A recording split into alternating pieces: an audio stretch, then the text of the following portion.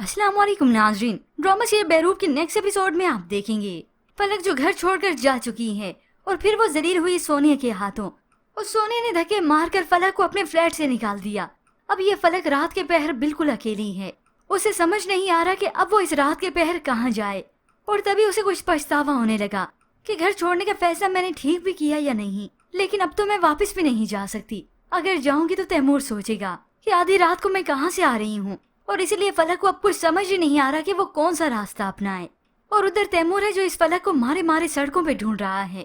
Hope so viewers ढूंढते ढूंढते उसे ये फलक मिल ही जाए।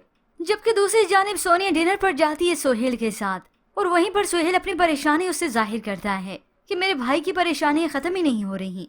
और तभी वो फलक का भी बताता है, मगर ये सोनिया तो इनडायरेक्टली उसे मना ही कर देती है कि अम्मा को ये सब पता चला तो वो परेशान हो जाएंगी, क्योंकि उसकी वालदा को उससे ज्यादा फिक्र उस फलक की है। यूं ही फिर सोहेल सोने से सवाल करने लगा कि जब उसने इसे कॉल की थी तो तब पीछे से कुछ अजीब सी आवाजों का शोर आ रहा था।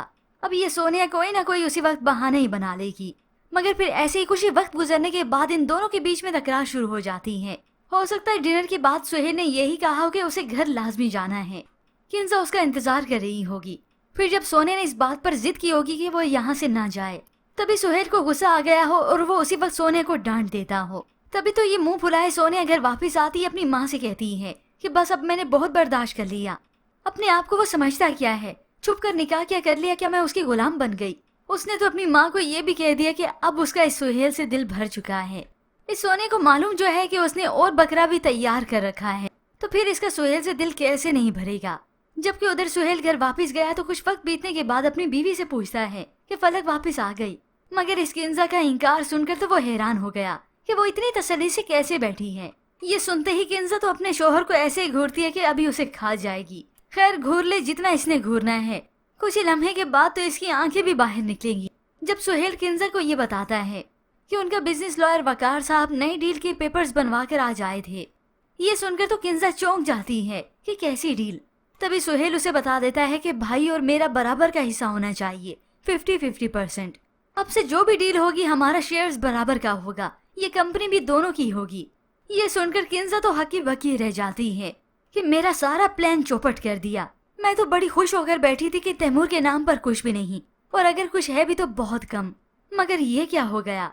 बस अब वो कहते हैं ना व्यूअर्स, अब आया ना ऊंट पहाड़ के नीचे। ये किंजा तो बड़ी हवाओं में उड़ रही थी। इसे तो इस कदर खुशी थी कि बस मेरे शोहर का मेरा सब कुछ हो गया, मगर अब इसे मालूम हुआ कि तैमूर और उसकी बीवी भी बराबर के हिस्सेदार हैं। मगर अब व्यूअर्स सोचने की बात ये है कि तैमूर को कैसे मिलेगी ये फलक।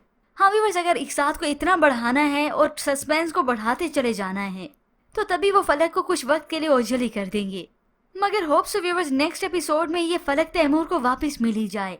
पर व्यूअर्स इसके मुतालिक आप क्या राय रखती हैं, हमें अपनी कीमती राय का इजहार जरूर कीजिएगा। मजीद ड्रामास रिव्यूज के लिए आप देखते रहिए उर्दू रिव्यू।